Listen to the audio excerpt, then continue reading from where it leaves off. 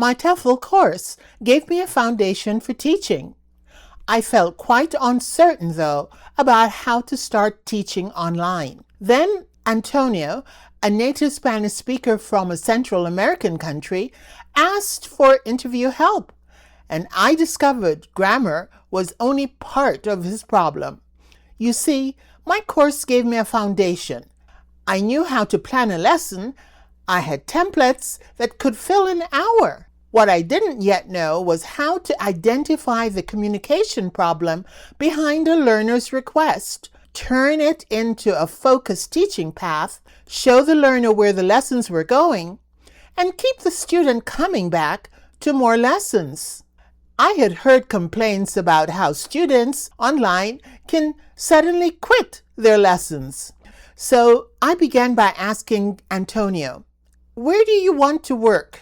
Tell me about yourself." Antonio answered, "USA. I am software engineer and I have over 14 years of experience in that field. I started my career as a software developer junior 15 years ago. I have received many promotions, and currently my position is Chief Engineering Officer." He continued, "Part of my responsibility is manage my team, motivate my team, try to achieve the different goals of the projects." His senior experience was already inside the answer. He gave me his career progression, current title, leadership responsibilities, technical work, and problem-solving approach. But the interviewer had to work to identify which details mattered most. That answer gave me the beginning of a teaching path. How could we make Antonio's experience easier for an interviewer to recognize?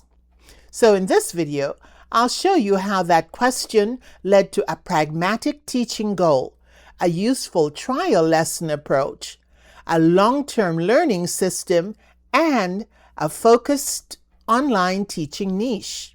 Hi, I'm Marie Richards, an experienced online English teacher. I've helped English learners worldwide improve their English for work, for study, and for their everyday lives. How did I do that?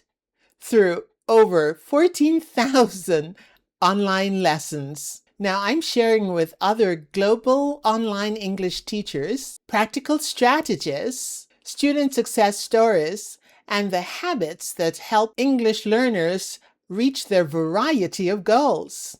Antonio's answer contained strong professional evidence. He had more than 14 years of experience. He had progressed from junior developer to chief engineering officer. He managed and motivated teams. He worked across software engineering and data engineering. He developed proof of concept solutions using generative AI. His answer contained genuine grammar errors, however. He said, "I am software engineer," instead of "I'm a software engineer." He also said, "Part of my responsibility is manage my team," instead of "Part of my responsibility is managing my team." Those errors needed attention, but correcting them would solve only one part of the problem.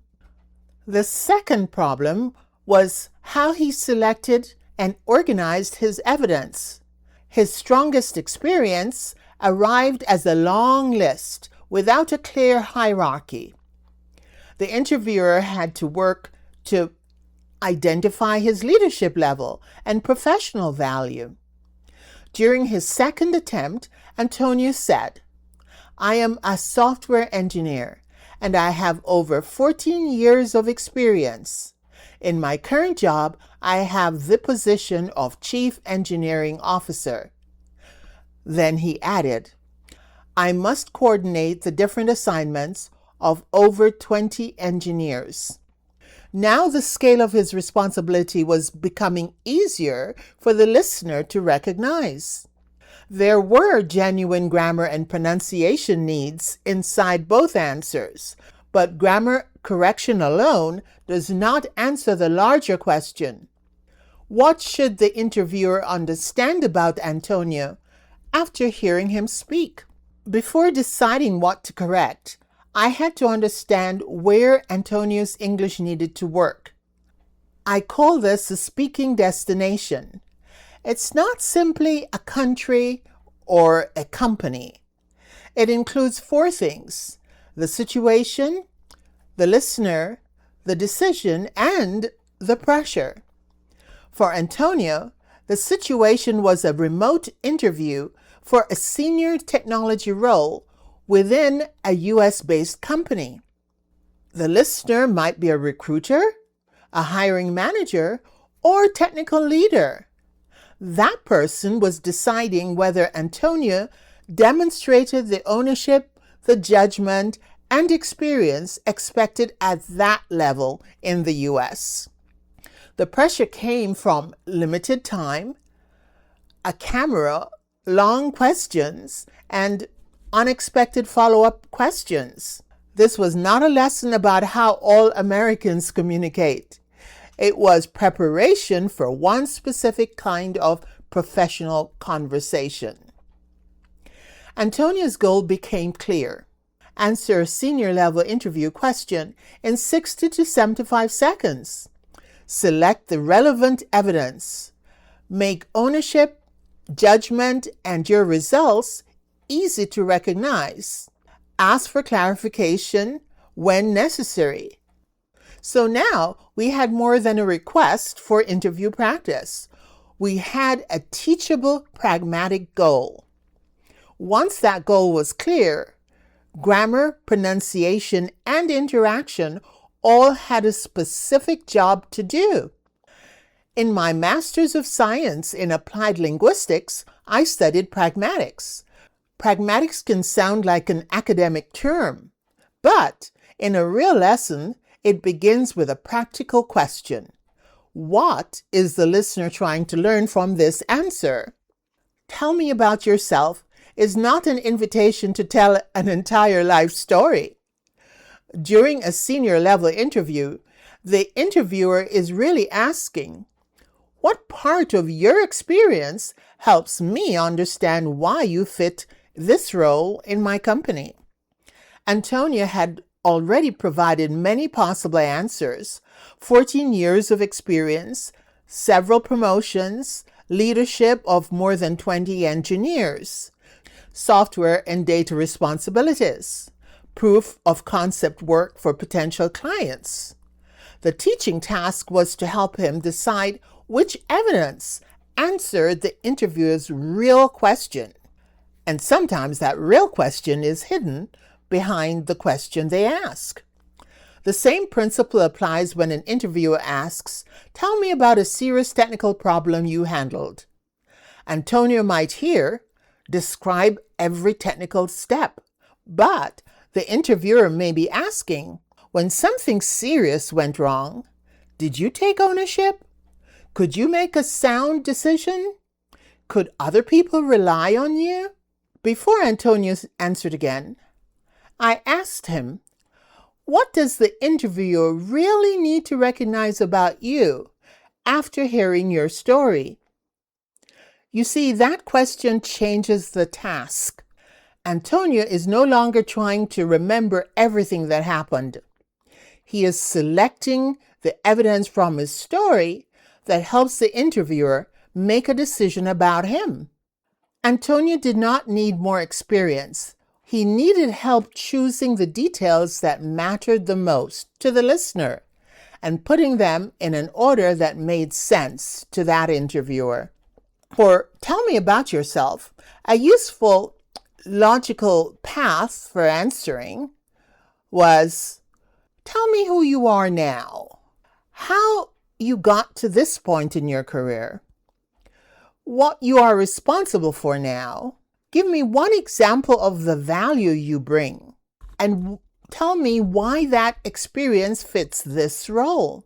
Just using only the information Antonio gave me We could shape his introduction something like this. I am a software engineer with more than 14 years of experience. I began as a junior developer and progressed to chief engineering officer. Today, I lead software development and data teams of more than 20 engineers, coordinate work across several projects, and build proof-of-concept solutions for potential clients.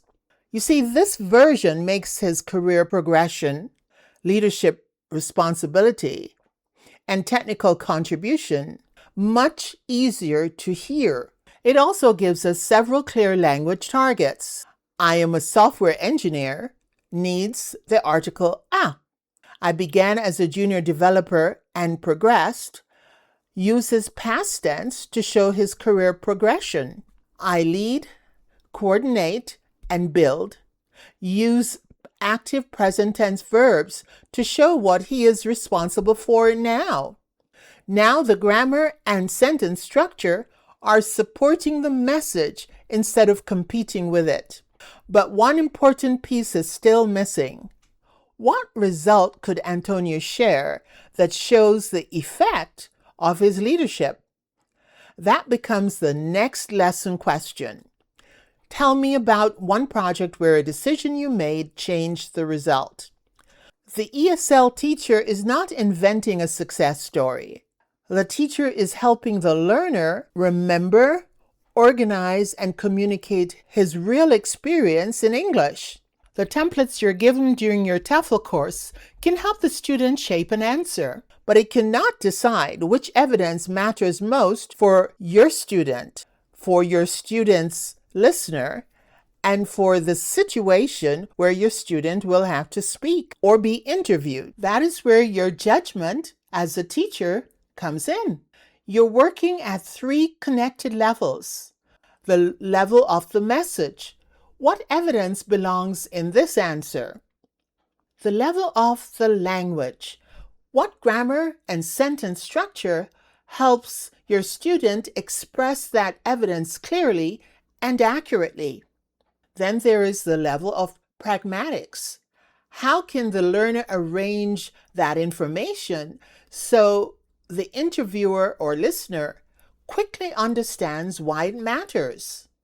When your student's answer reveals missing evidence, then you can use that missing piece as the content of your next lesson. This is how one interview response becomes a focused learning path, not just another completed template. So an interview answer is not a speech delivered into empty space. It's part of a conversation between your student, the interviewee, and the interviewer. So understanding what the interviewer or listener is taking away from the speech is important for your student to understand. Antonio needed language for those moments when a question was long, unclear, or had several parts. So instead of guessing what the interviewer meant, he should clarify using certain phrases. For example, he could say, "Would you like me to focus on the technical decision or on how I led the team?" Or he could say, "Just to make sure I understand your question, are you asking about my role during the incident?" Those sentences do more than show that he knows English. They show that he can clarify what is needed and respond with purpose. Grammar and pronunciation still mattered, of course. For example, during one lesson, Antonio practiced this sentence: "I have been implementing contact center solutions." That verb tense, present perfect continuous, helped him talk about work that started in the past but was still continuing. We also practice words he uses in his professional life. For a native Spanish speaker, these words may sometimes be problematic. The words are problem, program, project. That language work mattered because unclear verb forms or missing sounds can hide the information the interviewer needs to hear. And that is the point. The goal was not to make Antonio sound American. It was not to erase his accent or his personality. The goal was to make his meaning, that is, the value of his professional experience, easier for this particular listener to understand. So, ESL teachers, your first learner can suggest a possible niche. Repeated requests from similar learners are what help to confirm it. And a clear niche does not guarantee higher rates or a full schedule, but it does give the right learner a reason to look beyond price. The service is no longer simply 1 hour of English conversation. It becomes a guided path toward communication that matters in that learner's life. And here's something important. A speaking destination can change. After a long pause, Antonia recently contacted me again. A new project had been taking most of his time. He said he might return for more lessons, for open conversation, or more general topics. Now, I could pull out of his request random conversation questions, but before I did that, I would want to know, where does his English need to work now? Does he need to explain a new project somewhere?